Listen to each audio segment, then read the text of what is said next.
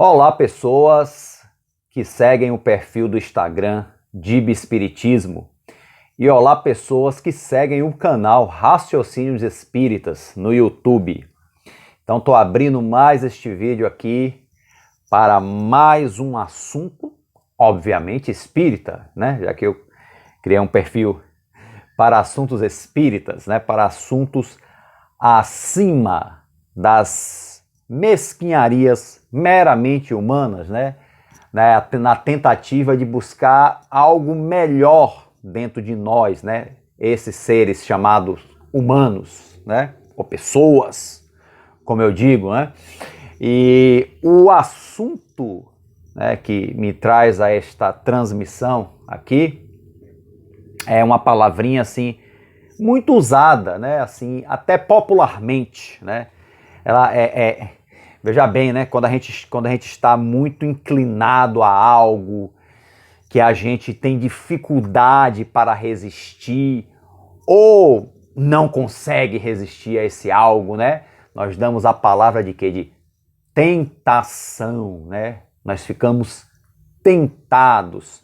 Normalmente ficamos tentados, ou seja, passamos pelo processo de tentação quando é algo que nos toca, algo que é assim, muito do nosso interesse, né? Que a gente dá um valor extremo a esse algo, né? Ou um outro motivo também é o vício, né? O vício que nos leva, um vício por algo que nos leva sempre à tentação de buscar esse algo, ainda que a gente queira se libertar, né? Quando eu falo do vício, por exemplo, um vício comum, um vício a substâncias, a drogas, né? Aí a pessoa se liberta das drogas, vamos dizer assim, para de usar, mas está sempre sendo tentada ao retorno, porque o vício, a vontade, né? Principalmente quando ele tem contato visual, né, com a droga, a pessoa tem contato visual, aí que a tentação é maior, aí que vem aquela vontade, é uma coisa, por certo, angustiante, né? Mas assim, as tentações, isso aí é uma tentação realmente bastante problemática, vamos dizer assim, é realmente uma grande tentação, porque é com algo assim, um atrativo muito forte, né? Mas as tentações, elas variam de intensidade, variam de tamanho. Usamos muito a palavra tentação nas questões sexuais, né? Me deixe, né? A tentação, né? Por exemplo, tem aquele alguém que a gente deseja, mas que não devemos, né? Chegar para conquistar esse alguém, né? Mas o desejo é tão forte que a gente sempre fica tentado, né? A fazer, a chegar junto, a tentar, a conseguir, né? Normalmente esse alguém é comprometido, ou nós somos comprometidos, ou as dois são comprometidos, né? Aí realmente cria-se uma situação, né? E aí vem aquela tentação, aquela vontade, né?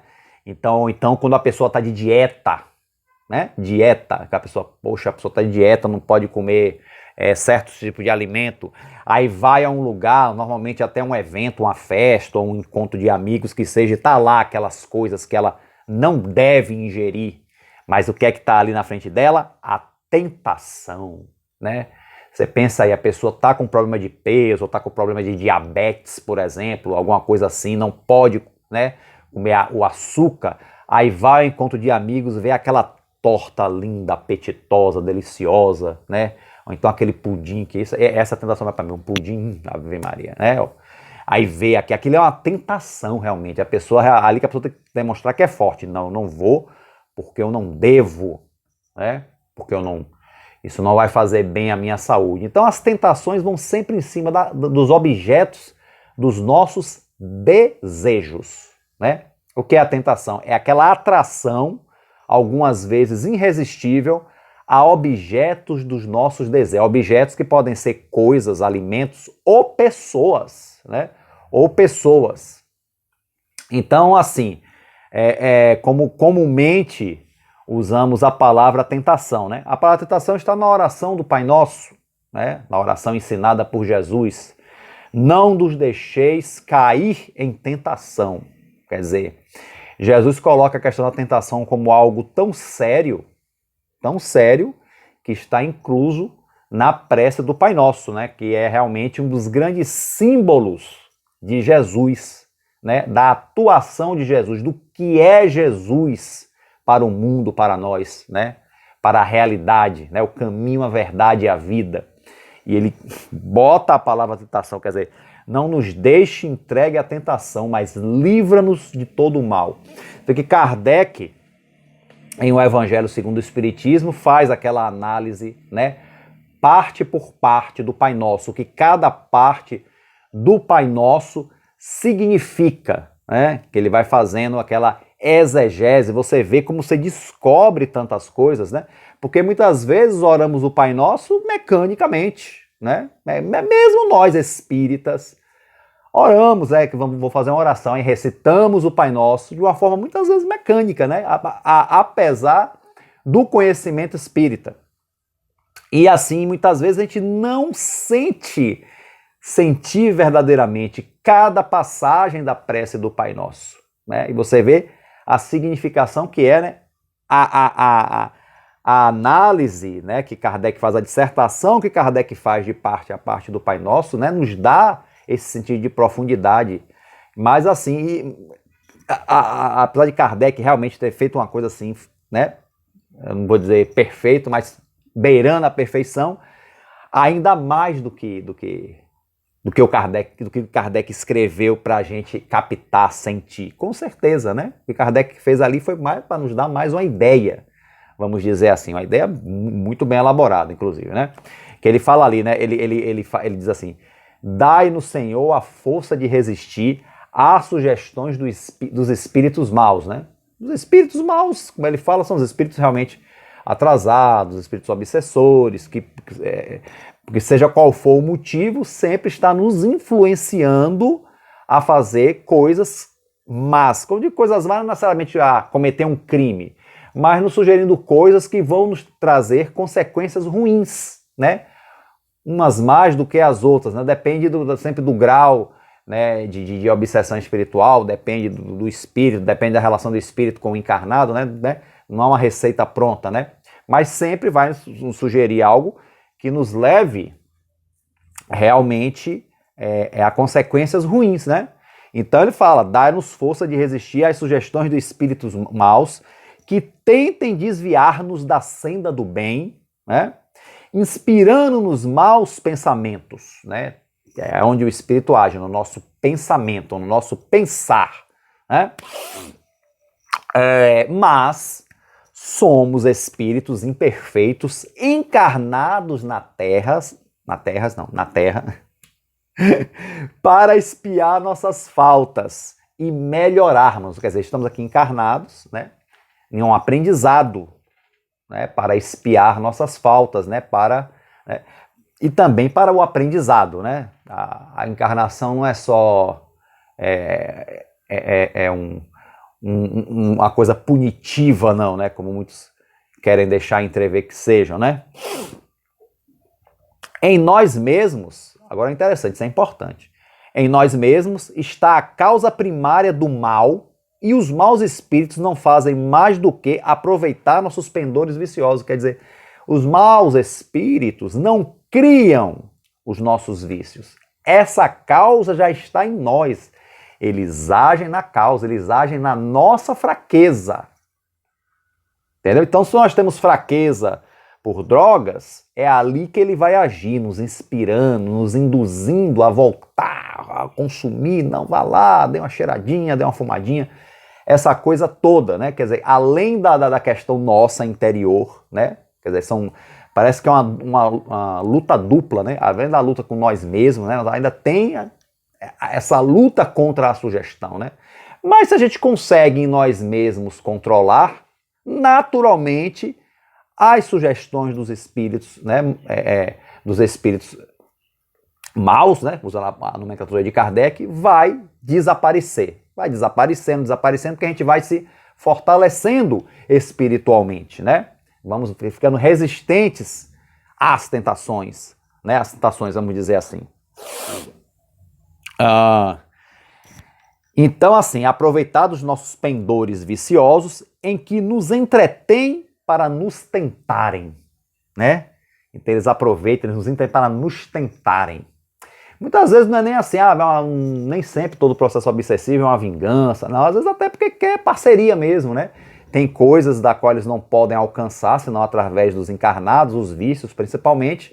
Então muitas vezes induzem encarnados ao vício para eles poderem se locupletarem também energeticamente do vício ali que está sendo consumido, né? Cada imperfeição é uma porta aberta à influência deles. Deles quem? Os espíritos maus. Cada imperfeição nossa é uma porta aberta. Então, quantas imperfeições nós temos? Até a semana passada eu contei aí umas 326. 326 portas abertas. Então vamos começar a fechar estas portas, pelo amor de Deus. Cada imperfeição é uma porta aberta à influência deles, ao passo que são impotentes e renunciam a toda tentativa contra os seres perfeitos. Claro, porque eles não acham campo para espíritos que já estão aperfeiçoados. Não precisa nem ser santo perfeito, não, mas pessoas que já estão aperfeiçoadas, né?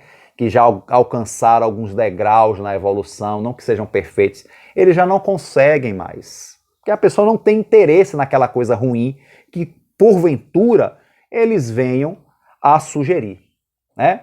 Então isso aí você vê que, lembrando a escala espírita, né, de O Livro dos Espíritos, né, você vê que Kardec faz como é que se diz? Uma análise econômica. Isso eu estou usando as expressões que Flávio gosta de usar. Kardec foi bem econômico na questão do perispírito, né? Porque, quer dizer, ele falou que tudo é o perispírito, quando na verdade há mais coisas para estudar do corpo espiritual e tal. Então, mas a Kardec quis dar primeiro uma ideia geral, né? Ele estava inaugurando com os espíritos superiores a doutrina espírita, né? E abrindo as portas. Não que antes da doutrina espírita não houvessem outras portas para o plano espiritual, mas nenhuma, isso até onde eu conheço, nenhuma com essa qualidade, com essa racionalidade, com essa clareza que é a doutrina espírita, né? Então, na escala espírita, Kardec faz uma análise econômica para a gente ter uma ideia didática, não uma coisa assim. Então ele fala espíritos imperfeitos, e aí faz aquela divisão, espíritos batedores, espíritos que induzem ao mal, tal. Isso não quer dizer que cada espírito seja uma coisa, quer dizer, um mesmo espírito pode ser tudo aquilo ao mesmo tempo, né? Então, ou pode ter duas daquelas qualidades, vamos dizer assim, né? E aí depois ele passa para os espíritos bons, que não são perfeitos, né? Que não são perfeitos. Veja que na parte de espírito imperfeito, isso aí varia com infinito, né? São muitas imperfeições, são muitas situações, então não dá para dizer que é esse tipo aqui, pronto. Então há uma variação muito grande nessa parte de espíritos imperfeitos. Mas uma coisa é certa, que esses espíritos imperfeitos do início da escala espírita têm.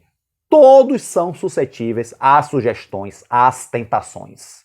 De alguma forma, algum objeto, alguma tentação, eles são suscetíveis. Porque a segunda escala, os espíritos bons, né, os espíritos que já são maduros espiritualmente, não são perfeitos, mas já são maduros espiritualmente, né, não dá mais acesso a esse tipo de sugestão, né? Não precisa mais, eles não nos deixem sucumbir à tentação. Isso aí eles já superaram isso, por isso que passaram para ele. E agora o grau desses espíritos bons aí também variam ao infinito, né? Não é todos iguais.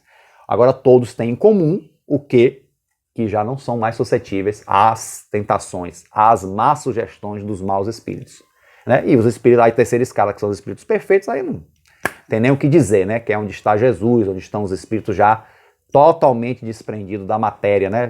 Já vivem plenamente a vida espiritual. Então, na primeira escala, os espíritos imperfeitos, né? A característica em comum a todos dessa escala é essa: é estarem suscetíveis às sugestões do mal, dos maus espíritos, às tentações, né? Todos os espíritos dessa escala encarnados, né, são suscetíveis às más sugestões dos desencarnados para as tentações. Repito, as tentações é sempre objeto de um desejo nosso, né? Essa coisa que parte de nós, da nossa fraqueza. Os maus espíritos só aproveitam para potencializar potencializar. Mas a gente é que abraça primeiro a ideia, né? É bom que isso fique bem... Eu sei que muitos palestrantes espíritas repetem isso ao cansaço, e é bom continuar repetindo mesmo, né? Não que a pessoa não vá fazer um tratamento espiritual para se livrar da má influência dos maus espíritos. Mas entenda que para se livrar da má influência dos maus espíritos, primeiro temos que nos livrar do que atrai em nós essa má influência, né? Primeiro tem que ser assim. Então todo tratamento espiritual consiste nisso. Todo tratamento espiritual sério, de instituições sérias. Ok? Veja, sobre essa questão de tentação, né? Estou tentado. Emmanuel, através da psicografia de Chico Xavier, né? De Francisco Cândido Xavier. Ele devia assinar nos livros logo Chico Xavier, como todo mundo conhece ele, né? Bota esse nome tão formal, Francisco Cândido Xavier. Pra que isso, Chico? Né? Podia assinar Chico Xavier, né? Caramba, mas talvez fosse exigência de editora, né? Talvez fosse isso. É provável, né? Mas deixa lá. Então tem, dos mais de 400 livros que Chico Xavier psicografou, grande parte, né, do espírito Emmanuel, seu mentor espiritual, tem um livro chamado Confia e Segue, né? É o nome do livro. E tem justamente uma mensagem nesse livro, um capítulo com uma mensagem que se chama justamente Tentação, né? Tentação. E é interessante a exegese, né? A interpretação que Emmanuel, né, pelas mãos de Chico Xavier, vai dar a essa questão da tentação, né? Então veja bem, ó.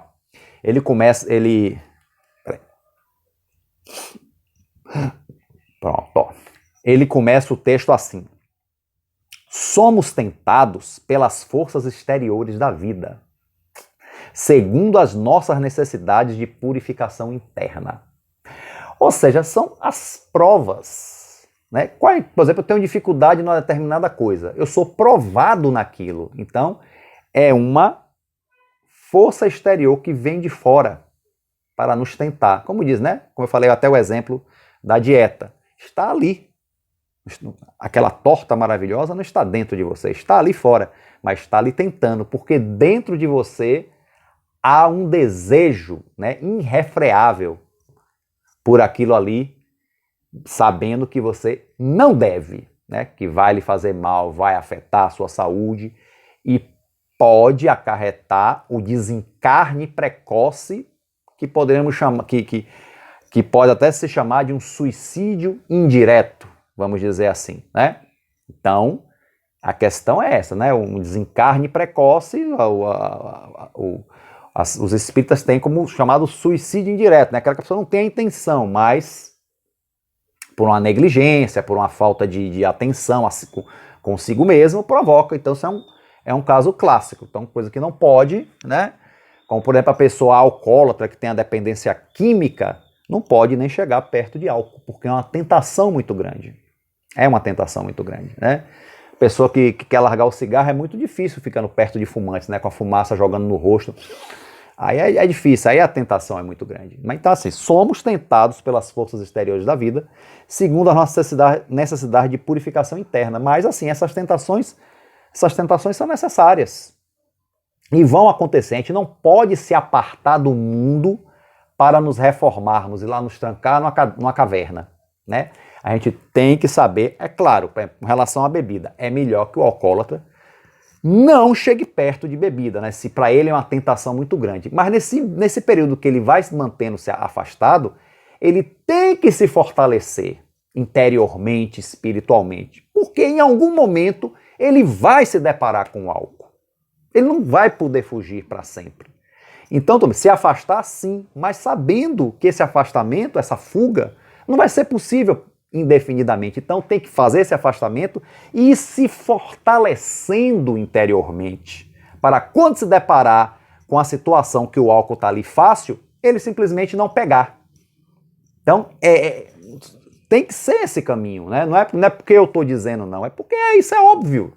É óbvio, né? A não ser que o cara vá para outro planeta, ou para uma cidade aqui que não tem a bebida alcoólica. Entendeu? Então isso se encaixa em quaisquer outras situações da vida. Por exemplo, a pessoa violenta, a pessoa muito nervosa. Então ele vai evitar situações de estresse para ele não ficar nervoso, para ele não ficar agressivo, não agredir ninguém, nem verbalmente, nem fisicamente, tal. Tudo bem. Ele pode até fazer um certo afastamento, porque ele se reconhece nessa situação de desequilíbrio. Mas nesse período ele tem que ir se reequilibrando, se fortalecendo interiormente, porque ele não vai poder se apartar das situações para sempre. Das situações que causam estresse, que causam nervoso, que causa qualquer tipo de contrariedade, de irritação, não vai poder se afastar para sempre. Então tem que se fortalecer, entendeu? Essa que é a verdadeira evolução, né? Às vezes é necessário se afastar, sim, mas não indefinidamente. Não indefinidamente, né? Porque as tentações são justamente para a gente testar a nossa força. É o que Emmanuel está dizendo logo nesse primeiro parágrafo do texto. As tentações é para testar a nossa força de vontade e nossa vontade de crescer, né? De crescer espiritualmente, né? De crescer interiormente, sermos mais fortes, né? Ora, aí ele continua no segundo. Isso equivale a dizer que cada criatura sofre a tentação conforme a natureza que lhe é própria, como eu já disse. Cada um tem a sua própria tentação, né? Tem o seu objeto de desejo, né? E aí no terceiro parágrafo, qual acontece nos domínios da natureza em que o fogo não se alimenta de água, mas sim de combustível, né? Que se lhe afina ao modo de ser, no reino do espírito, cada um de nós entra em combinação apenas com as energias que se assemelham às nossas. Quer dizer, o fogo não se alimenta de água, mas sim de combustível, sei lá, de gasolina, vamos dizer assim, de álcool, para que ele cresça, apareça, vamos dizer assim, né? É afinidade, fogo-combustível, ele não se afina com água, né? No mundo dos espíritos é algo semelhante, né? Você entra com energias semelhantes à sua. Então, quais as energias espirituais que Ricardo Urdib está inserido? As energias que se assemelham a mim, a minha condição espiritual, né? São energias boas, energias ruins? Não, no meu caso tem as duas, tem umas boas já, né, que eu consigo já ter alguns valores, mas tem as energias ruins ainda das minhas imperfeições e tal. É que eu acho que a maioria dos seres humanos na Terra, né, que é um mundo de provas e expiações, vai nessa pegada, né? É por aí. Então, assim é que renascemos, né? Reencarnamos, habitualmente no plano físico, transportando conosco as deficiências individuais e os problemas domésticos que nos reclamam extinção ou ajustamento, né? Então a gente já nasce com os nossos compromissos, né? As nossas deficiências pessoais, espirituais, né?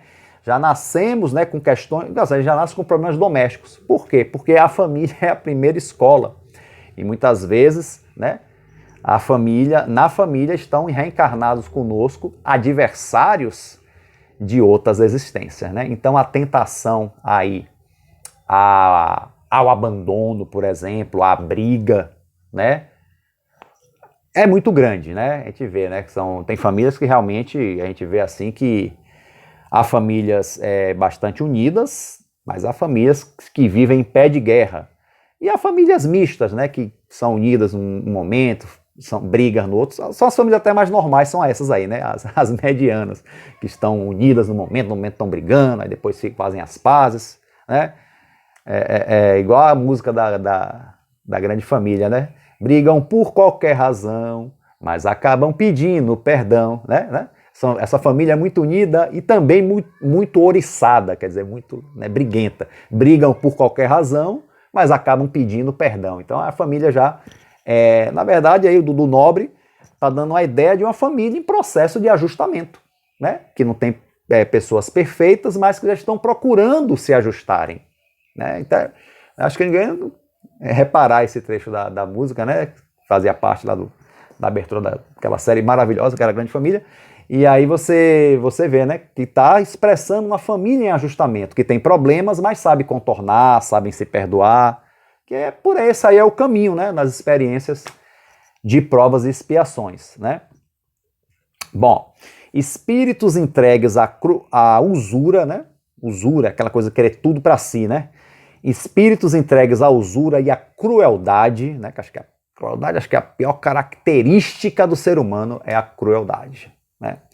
Porque matar é ruim, é um crime, mas matar com requinte de crueldade é muito pior, né? Então a crueldade torna o que já é ruim pior, né?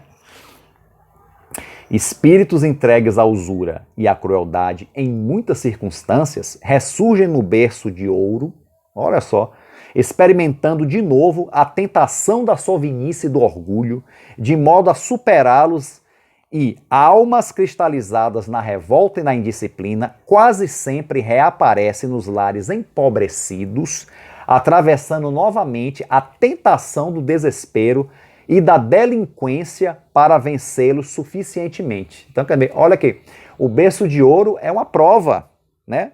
Uma prova, né, que a pessoa tem para ver se ele consegue resistir à tentação da sovinice, né, de ser sovina, de ser apegado ao dinheiro, a tentação do orgulho, da vaidade, de se achar melhor do que os outros porque é rico, né? É uma prova difícil, né, a prova da riqueza. O Espiritismo já nos diz isso, já lá na codificação, né, nas mensagens da codificação, que a prova da riqueza, no capítulo não se pode servir a Deus e a Mamon, é uma prova perigosa, né, do ponto de vista espiritual, né? E a pobreza, né, as pessoas que os espíritos são cristalizados na revolta, espíritos revoltados que, né, que sempre estão cometendo desatinos por causa da revolta, aí nascem em lares empobrecidos, né, e a tentação qual é, né? É essa revolta crescer mais ainda, né? O desespero, a própria delinquência por não ter aquilo que ele se acha merecedor de ter, eu tenho que ter isso, aí se entrega à delinquência para pegar aquilo que ele acredita que ele tem direito, né? Então isso é uma tentação. Então talvez o espírito nessa situação, ele é muitas vezes tentado sim ao desespero, à delinquência, ao suicídio, né? São tentações, assim, e é uma tentação muito séria, a tentação da miséria, né? Assim, a pessoa diz que a tentação da riqueza é difícil, mas a da miséria também é difícil, né? A pessoa é tentada realmente a dar cabo de si mesmo, ou a realmente jogar a sua revolta na sociedade com a delinquência, né? De querer o que não lhe é de direito, mas ele acha que é, entendeu? E por aí vai. Então, são tentações diferentes, de situações diferentes, da situação de riqueza material e da situação de pobreza. Quer dizer, Emmanuel pegou aqui dois polos distintos, né? Dois polos bem diferentes. É claro que entre esses dois polos há várias variáveis, né? Não tem essa coisa cristalizada aqui e cristalizada aqui, né? No meio dessas duas coisas, aqui, desses dois polos que Emmanuel apresentou aqui, nesse parágrafo, existem várias variáveis, né? Por aí, mas é para nos dar uma ideia didática. Quer dizer, Emmanuel ele segue muito a linha de Allan Kardec, né? Tornar a coisa didática para melhor compreensão, né? Reunimos-nos através da família, olha a família chegando de novo aí. Reunimos-nos através da família consanguínea, muitas vezes, com as nossas aversões mais profundas, para transformá-las em amor puro, coisa que nem sempre acontece, né? Muitas vezes a gente deixa a aversão tomar conta e irmão desconhece irmão, né? Lembra até outro samba, né? Irmão desconhece irmão, né? Eu vou falar sobre dinheiro a música, né? Dinheiro na mão é vendaval, né? A transformá-las em amor puro, né? Quando conseguem vencer, né? Ao preço do perdão e serviço, né? Perdão que é realmente uma bravura da alma e serviço, né? Você servir, né? Praticar o bem, né? Ao preço de perdão e serviço, devotamento e renúncia, e em todos os quadros da luta humana somos defrontados por rudes provas que nos falam de perto as próprias necessidades. As nossas provas, gente, que a gente sofre tem a ver com as nossas necessidades espirituais, né? Há uma questão de merecimento aí, porque a gente está colhendo aquilo que a gente plantou, né? Por isso que a gente tem que ter cuidado com o que a gente planta agora, né? Que já o que a gente plantou lá atrás não tem jeito, né? A gente está sofrendo as consequências, mas cuidado com o que planta agora para na frente não estar colhendo mais consequências ruins, né? Isso aí é uma coisa muito difícil, né, de fazer. Falar é fácil, eu sei porque eu falo muito. Agora fazer Eu sei que é difícil, porque para mim é muito difícil, né? Não sei se para os senhores e para as senhoras que estão me assistindo, né?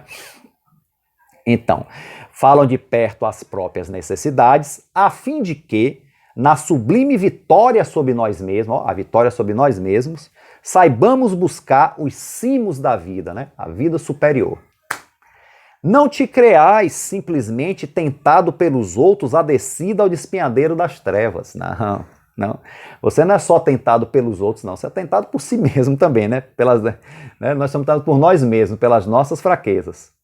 Aí no último parágrafo, Emmanuel vai concluir dizendo: somos nós mesmos que, estendendo o fio do desejo, atraímos em nosso prejuízo ou em nosso favor as companhias que nos acrescentarão as forças para que a queda nas sombras ou para que a ascensão à divina luz. Entendeu? Entendeu? Somos nós mesmos que, estendendo o fio do desejo, né, da nossa vontade, né, que a gente atrai, né, atraímos em nosso prejuízo ou mesmo em nosso favor, quer dizer, a gente pode atrair tanto coisa para o nosso prejuízo ou coisa para o nosso favor, para as nossas vitórias, né? As companhias que nos acrescentarão as forças para a queda, quer dizer, companhias que podem nos jogar para baixo, né? Ou queda nas sombras, ou para a ascensão à divina luz. Companhias que vão nos ajudar a ascender, a subir espiritualmente, entendeu?